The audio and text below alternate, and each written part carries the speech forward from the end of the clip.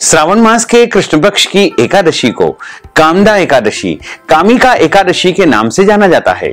इस बार एकादशी तिथि का आरंभ 30 जुलाई 2024 मंगलवार को दिन में 4:45 से हो जाएगा, जो कि 31 जुलाई 2024 बुधवार के दिन में 3:56 पर एकादशी तिथि समाप्त हो जाएगी। अतः द्वादशी युक्त शुद्ध हरिवासर जो एकादशी रहेगी वो 31 जुलाई 2024 बुधवार के दिन ही रहेगी। सभी भक्तजनों, माताओं, बहनों, वैष्णवों को एकादशी का व्रत 31 जुलाई 2024 बुधवार के दिन ही रखना है। और इस एकादशी व्रत का पारणा का अर्थ होता है व्रत खोलने का दिन या व्रत खोलने का समय, जो कि 1 अगस्त 2024 गुरुवार की सुबह 6:07 से लेकर के 8:07 तक रहेगा। इस दौरान व्रत खोलना चाहिए या व्रत का पारणा करना चाहिए। अगले दिन कोई और व्रत हो, जैसे प्रदोष का या गुरुवार का है, तो ऐसे में फल या फलाहारी वस्तु से ही आप व्रत का पारणा कर सकते हैं। भक्तजनों, माताओं, बहनों, सादर जय श्री कृष्ण। हमारे YouTube चैनल में आप सभी का बहुत बहुत स्वागत है। मैं हूं आपके साथ आचार्य धर्मेंद्र शास्त्री। सबसे पहले आपको और आपके पूरे परिवार को कामदा एकादशी, कामिका एकादशी की बहुत बहुत शुभकामनाएं और बधाइयां। भगवान श्री हरि लक्ष्मी नारायण जी का भरपूर आशीर्वाद आप सभी के जीवन पर सदैव बना रहे। आप सभी सुखी रहें, स्वस्थ रहें, व्यस्त रहें, मस्त रहें, निरंतर उन्नति तथा प्रगति को प्राप्त करते रहें। आज हम आप सभी को श्रावण माह के कृष्ण पक्ष की जो कामिका एकादशी है, जिसे कामदा एकादशी के नाम से भी जाना जाता है, इस एकादशी की संपूर्ण जानकारी प्रदान करने जा रहे हैं। एकादशी का व्रत आपको कब रखना है तथा कौन कौन से महत्वपूर्ण नियमों का पालन करना है और व्रत की विधि क्या रहेगी, यह संपूर्ण जानकारी इस वीडियो के माध्यम से हम आप सभी को प्रदान करने जा रहे हैं। आप सभी से अनुरोध है कि इस ज्ञानवर्धक वीडियो को अंत तक देखिएगा और देखने के बाद अधिक से अधिक लोगों को शेयर भी कर दीजिएगा। विष्णु एकादशी गीता तुलसी विप्रधे नमः असारे दुर्ग संसारे षटपदी मुक्तिदायिनी। अर्थात श्री हरि भगवान विष्णु जी का पूजन करना, एकादशी का व्रत रखना, गीता जी का पाठ करना, तुलसी जी का पूजन एवं दर्शन करना, ब्राह्मण देवताओं की सेवा करना, उनको दान करना, उनको भोजन करवाना, गौ माता की रक्षा एवं सेवा करना, ये 6 कार्य इस कठिन संसार सागर को पार करने हेतु मुक्तिदायक बताए गए हैं। पूरे 1 वर्ष में 24 एकादशी आती है, लेकिन जिस साल अधिक मास या पुरुषोत्तम मास आता है, उस साल 2 अधिक एकादशी यानी कुल मिलाकर के उस वर्ष 26 एकादशी आती है। प्रत्येक महीने में 2 बार एकादशी आती है, एक कृष्ण पक्ष में, दूसरी शुक्ल पक्ष में। दोनों ही एकादशियों का भिन्न भिन्न महत्व हमारे धर्म ग्रंथों तथा पुराणों में बताया हुआ है। एकादशी का व्रत भगवान श्री हरि लक्ष्मी नारायण जी का परम प्रिय व्रत है। एकादशी का व्रत करने से भगवान श्री हरि लक्ष्मी नारायण जी अत्यधिक प्रसन्न होते हैं और मनुष्य के जन्म जन्मांतर के पाप को जड़ से नष्ट कर देते हैं तथा उनके पुण्यों का उदय होता है। जब मनुष्य के जन्म जन्मांतर के पाप जड़ से नष्ट हो जाते हैं, तभी उन्हें सांसारिक एवं भौतिक सुखों की प्राप्ति होती है। जो भक्तजन, माताएं, बहनें एकादशी का व्रत करते हैं, उनको एकादशी व्रत का उद्यापन अपने जीवन में कम से कम 1 बार अवश्य करवाना चाहिए। या तो स्वयं करवाएं या ब्राह्मण देवता के माध्यम से करवाएं, मंदिर में करवा सकते हैं, आश्रम में करवा सकते हैं, देवालय में करवा सकते हैं, लेकिन एकादशी व्रत का उद्यापन उनको अवश्य करवाना चाहिए। यदि आप चाहें तो हमारे माध्यम से भी एकादशी व्रत का उद्यापन करवा सकते हैं। जो भक्तजन, माताएं, बहनें एकादशी का व्रत करते हैं, उनको दशमी तिथि से लेकर के द्वादशी तक कुछ महत्वपूर्ण नियमों का पालन अनिवार्य रूप से करना चाहिए। इस बार दशमी तिथि के सभी नियमों का पालन 30 जुलाई 2024 मंगलवार के दिन करना है और एकादशी का व्रत 31 जुलाई 2024 बुधवार के दिन रहेगा। वहीं द्वादशी के जो नियम हैं वो 1 अगस्त 2024 गुरुवार के दिन रहेंगे। इस प्रकार लगातार 3 दिनों तक एकादशी के कुछ महत्वपूर्ण नियमों का पालन आपको अनिवार्य रूप से करना चाहिए। दशमी के दिन एक समय शुद्ध एवं सात्विक भोजन करें तथा इस दिन चावल, लहसुन, प्याज, मांस, मदिरा, मसूर की दाल, कटहल की सब्जी का उपयोग भोजन के रूप में बिल्कुल नहीं करना चाहिए। दशमी के दिन पराये अन्न अर्थात दूसरे के घर का भोजन नहीं करना चाहिए। दशमी के दिन शहद नहीं खाना चाहिए। दशमी के दिन पंचामृत के माध्यम से शहद का यदि आप उपयोग करते हैं तो कोई दोष नहीं लगेगा, लेकिन अकेला शहद इस दिन नहीं खाना चाहिए। ब्रह्मचर्य व्रत का पालन दशमी के दिन करना चाहिए और एकादशी के दिन सुबह जल्दी उठ करके स्नान करें, शुद्ध एवं पवित्र वस्त्र धारण करें। ध्यान रखें, धुले हुए कपड़े पहन करके मस्तक पर तिलक अवश्य लगाएं। चंदन का, रोली का, कुमकुम का या भस्म का या जल का या सिंदूर का कोई भी तिलक अपने मस्तक पर अवश्य लगाएं, क्योंकि देवो भूत्वा देवम यजेत।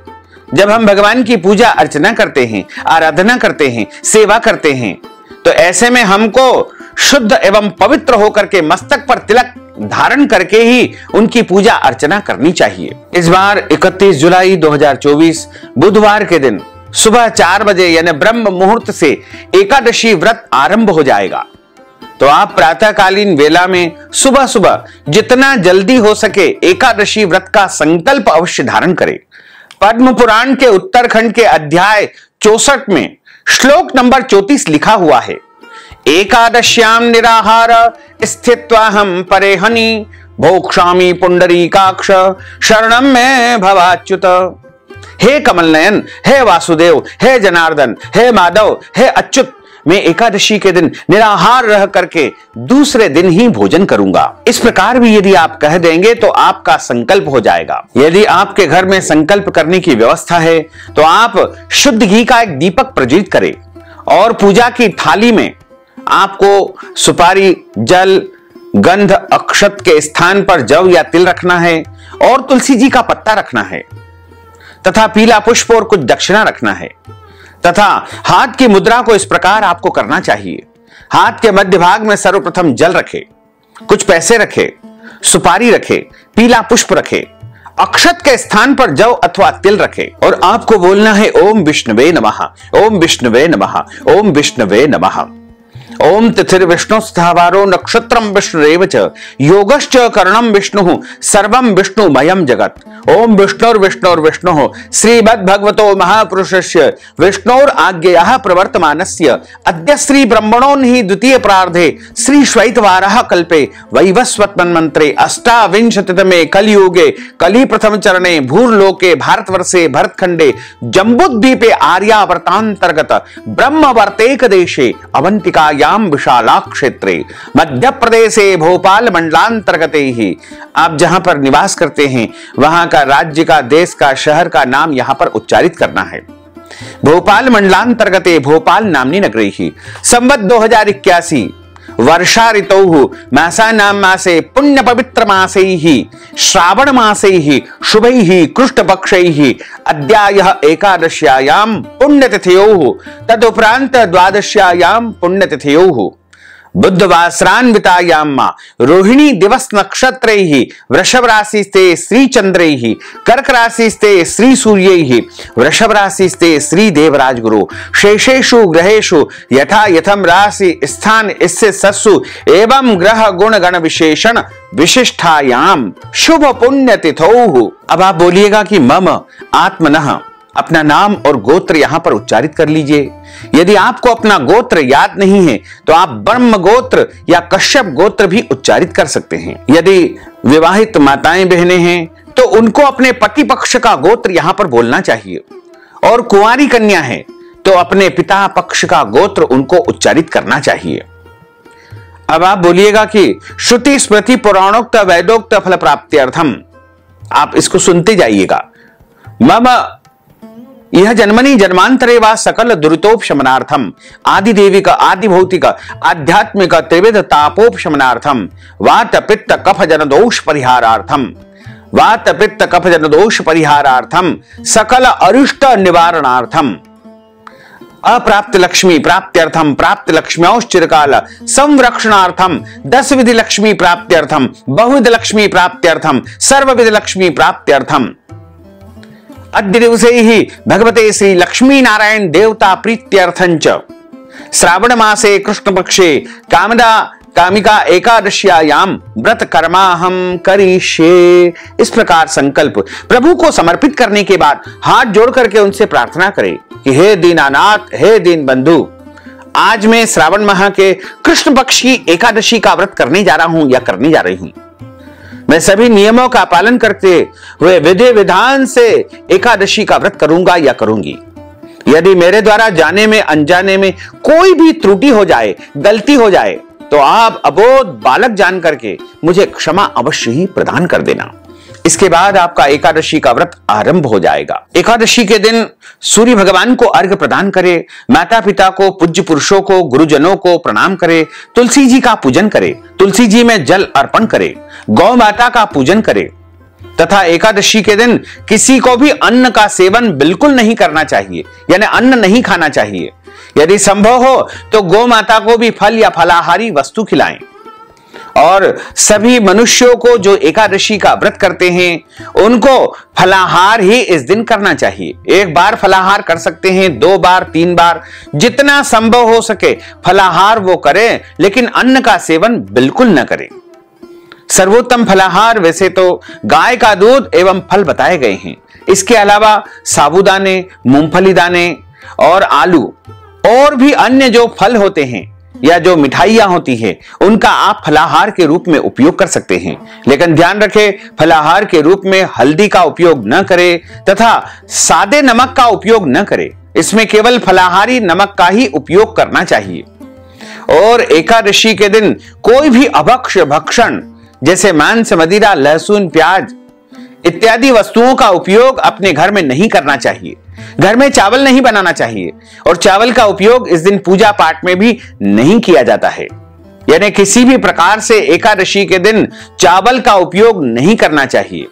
दशमी और एकादशी दोनों दिन चावल का परित्याग किया जाता है। एकादशी के दिन झूठ न बोले, क्रोध न करे, लड़ाई झगड़ा एवं वाद विवाद बिल्कुल न करे। ब्रह्मचर्य व्रत का पालन करना चाहिए। दाढ़ी कटिंग या शेविंग नहीं करवाना चाहिए। किसी का भी अपमान या अनादर बिल्कुल न करें। दिन में सोना नहीं चाहिए और यदि सो जाते हैं तो स्नान करके ही प्रभु का पूजन अर्चन करें। एकादशी के दिन अपने घर में विशेष रूप से ठाकुर जी का, बाल गोपाल जी का, लड्डू गोपाल जी का पूजन अर्चन करना चाहिए। यदि ऐसा नहीं होता है तो आप एक चौकी के ऊपर पीला या लाल कपड़ा बिछा करके मध्य भाग में भगवान नारायण के श्री विग्रह की यानी मूर्ति की स्थापना करें और उनके सीधे हाथ की तरफ गेहूं की ढेरी रख करके कलश की स्थापना करें और सर्वप्रथम गौरी गणेश का पूजन करें, कलश का पूजन करें, भगवान नारायण का पूजन करें।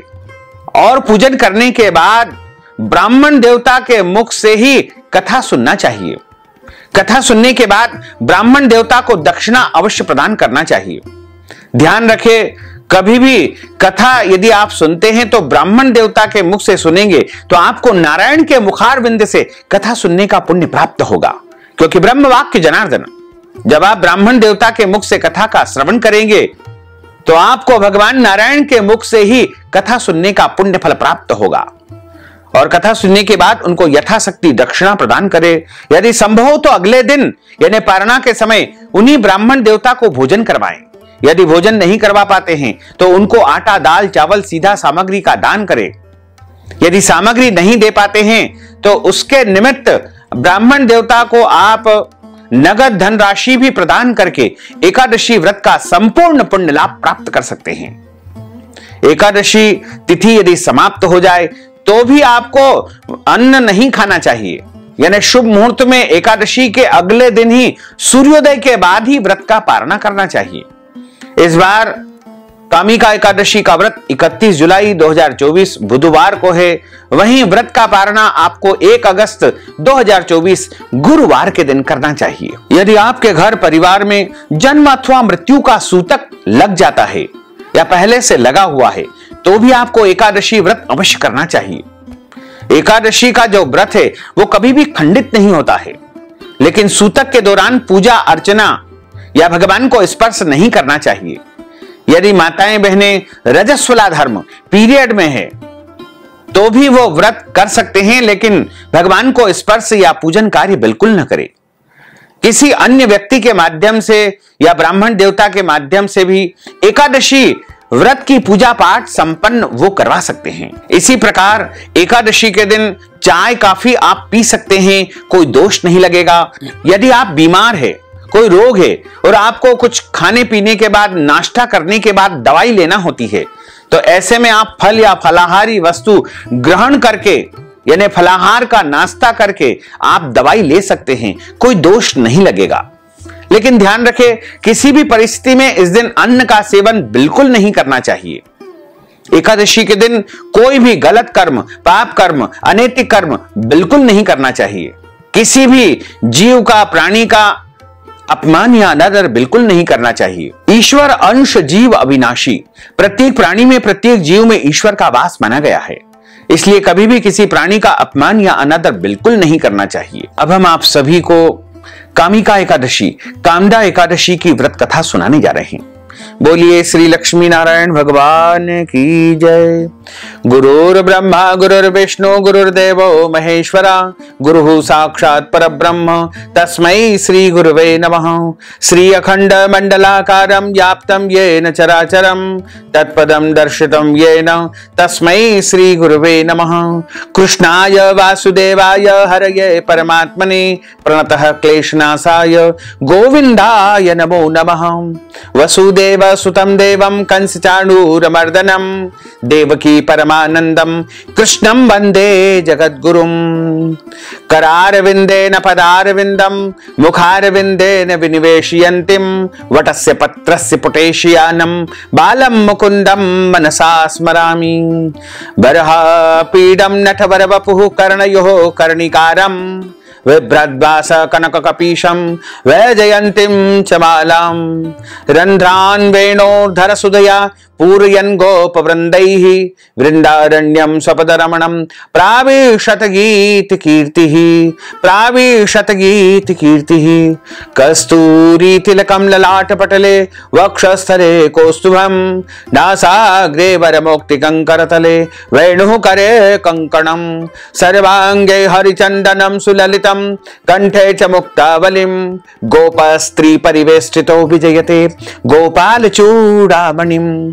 फूलेन्दीवर कान्तिमिन्दुवदनं बरहावतं सप्रियं। श्रीवत्साङ्कमुदार कौस्तुभधरं पीताम्बरं सुन्दरं।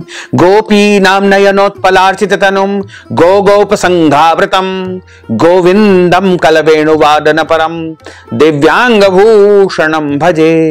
सच्चिदानंद रूपाय विश्वोत्पत्त्यादि हेतवे तापत्रय विनाशाय श्री कृष्णाय वयं नुमः।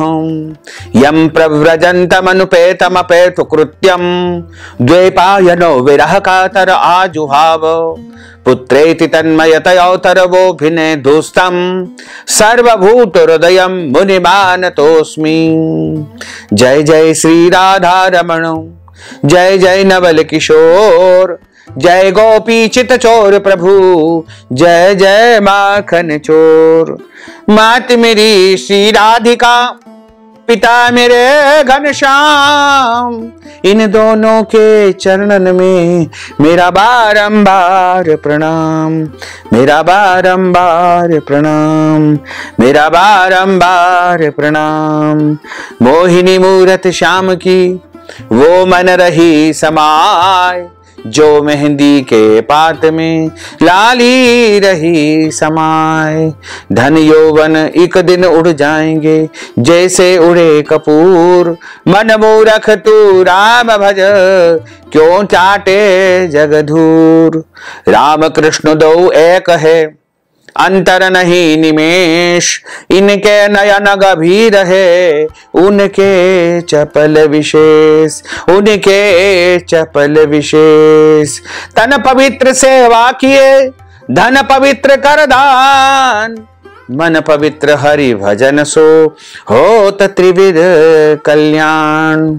कलयुग केवल नाम आधारा, सुमर सुमर नर उतरहि पारा। राधे तू बड़ भागिनी, कौन तपस्या की तीन लोक तारण प्रभु सो तेरे अधीन।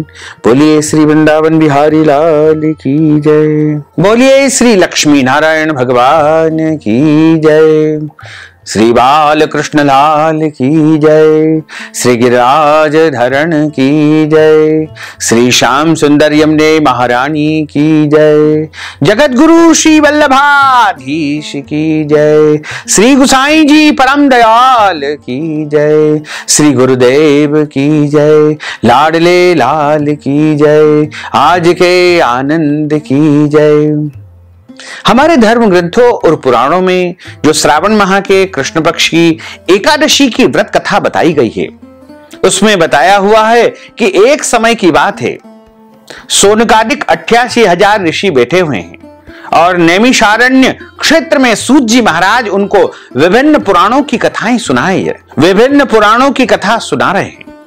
तभी उन ऋषियों में से एक ऋषि सूत जी महाराज को प्रणाम करके उनसे पूछते हैं कि हे महाराज, आप कृपा करके श्रावण माह के कृष्ण पक्ष की एकादशी की जो व्रत कथा है वो हमें सुनाने की कृपा करें।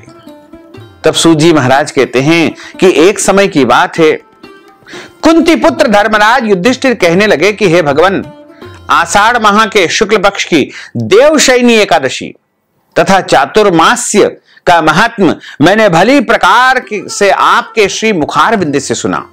अब कृपा करके श्रावण माह के कृष्ण पक्ष की एकादशी का क्या नाम है और उस व्रत की विधि क्या है, उस व्रत की कथा क्या है, उसका महात्म क्या है, मैं आपके श्री मुखारविंद से आज सुनने की इच्छा रखता हूं। सो आप कृपा करके बताइए। भगवान श्री कृष्ण कहने लगे कि हे राजन, आपने अति उत्तम प्रश्न किया है। इस एकादशी की कथा एक समय स्वयं ब्रह्मा जी ने देवर्षि नारद जी से कही थी, वही मैं तुमसे कहता हूं। नारद जी ने ब्रह्मा जी से पूछा था कि पितामह, श्रावण मास के कृष्ण पक्ष की एकादशी की कथा सुनने की इच्छा मेरी हो रही है, उसका क्या नाम है, उसकी क्या विधि है, उसका क्या महात्म है, कृपा करके मुझे सुनाइए। नारद जी के यह वचन सुनकर के ब्रह्मा जी ने कहा कि हे नारद, लोकों के हित के लिए, परोपकार की भावना के लिए तुमने बहुत सुंदर प्रश्न किया है। श्रावण मास के कृष्ण पक्ष की एकादशी का नाम कामिका एकादशी है। इसे कामदा एकादशी के नाम से भी जानते हैं। इस व्रत कथा को सुनने मात्र से वाजपेयी यज्ञ का फल प्राप्त होता है तथा इस एकादशी के दिन शंख चक्र गदाधारी विष्णु भगवान का पूजन होता है, जिनके नाम है श्रीधर, हरि, विष्णु, माधव, मधुसूदन। इनकी पूजा करने से जो फल प्राप्त होता है, ध्यान पूर्वक सुनो। जो फल गंगा जी, काशी, नैमिषारण्य और पुष्कर स्नान से प्राप्त होता है, वही श्री हरि विष्णु भगवान के एकादशी के पूजन करने से प्राप्त हो जाता है। जो फल सूर्य ग्रहण या चंद्र ग्रहण पर कुरुक्षेत्र और काशी में स्नान करने से, समुद्र वन सहित पृथ्वी दान करने से, सिंह राशि के बृहस्पति में गोदावरी और गंडकी नदी में स्नान करने से प्राप्त नहीं होता है, वह एकादशी पर भगवान श्री हरि विष्णु के पूजन से प्राप्त हो जाता है। जो मनुष्य श्रावण मास में भगवान का पूजन करते हैं, उनसे देवता, गंधर्व और सूर्य आदि सभी पूजित हो जाते हैं। अतः पापों से डरने वाले मनुष्यों को कामिका एकादशी का व्रत और विष्णु भगवान का पूजन अवश्यमेव करना चाहिए। पाप रूपी कीचड़ में फंसे हुए और संसार रूपी समुद्र में डूबे मनुष्यों के लिए इस एकादशी का व्रत और भगवान विष्णु का पूजन अत्यंत आवश्यक है। इससे बढ़कर के पापों के नाश का कोई भी उपाय नहीं है। हे नारद जी, स्वयं भगवान ने यही कहा है कि कामिका एकादशी का व्रत करने से जीव कुयोनि को प्राप्त नहीं होता है। जो मनुष्य इस एकादशी के दिन भक्ति पूर्वक तुलसी दल भगवान विष्णु जी को अर्पण करते हैं, वे इस संसार के समस्त पापों से दूर रहते हैं। भगवान श्री हरि विष्णु रत्न, मोती, मणि आदि आभूषण आदि से इतने प्रसन्न नहीं होते हैं जितने तुलसी जी के दल से या तुलसी पत्ते से या तुलसी जी की मंजरी से प्रसन्न होते हैं। तुलसी दल पूजन का फल 4 भार चांदी और 1 भार स्वर्ण के दान के बराबर बताया गया है। हे नारद जी, मैं स्वयं भगवान की अति प्रिय तुलसी को सदैव नमस्कार करता हूं। तुलसी जी के पौधे को सींचने से मनुष्य की सारी यातनाएं यानी नरक की जो भी सजाएं होती है वो नष्ट हो जाती है।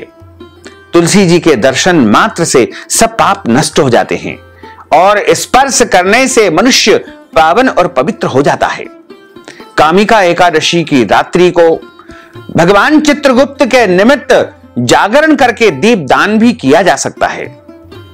जो इस एकादशी की रात्रि को भगवान के मंदिर में जाकर के दीपक प्रज्वलित करते हैं, उनके पितर स्वर्गलोक में अमृत पान करते हैं तथा जो घी या तिल के तेल का दीपक जलाते हैं, उनके 100 करोड़ दीपकों से प्रकाशित होकर के सूर्यलोक में उनके पितर चले जाते हैं। ब्रह्मा जी कहते हैं कि हे नारद, ब्रह्म हत्या तथा भ्रूण हत्या आदि पापों को नष्ट करने वाली इस एकादशी का व्रत मनुष्य को प्रयत्न पूर्वक अवश्य करना चाहिए। यदि आप प्रत्येक एकादशी करते हैं तो अति उत्तम है, और यदि नहीं भी करते हैं तो इस एकादशी का व्रत आपको अवश्य करना चाहिए। कामिका एकादशी के व्रत का महात्म श्रद्धा पूर्वक सुनने और पढ़ने वाला मनुष्य सभी पापों से मुक्त होकर के परम पद को विष्णु लोक को प्राप्त होता है। साथ ही आप सभी से अनुरोध है कि हमारे इस ज्ञानवर्धक वीडियो को अधिक से अधिक लोगों को शेयर करिएगा, लाइक करिएगा, कमेंट करिएगा, और यदि अभी तक आपने सब्सक्राइब नहीं किया है तो अभी और इसी समय सब्सक्राइब कर लीजिए ताकि इसी प्रकार की ज्ञानवर्धक वीडियो आपको सबसे पहले प्राप्त हो सके। आपको और आपके पूरे परिवार को सादर जय श्री कृष्ण, सादर धन्यवाद।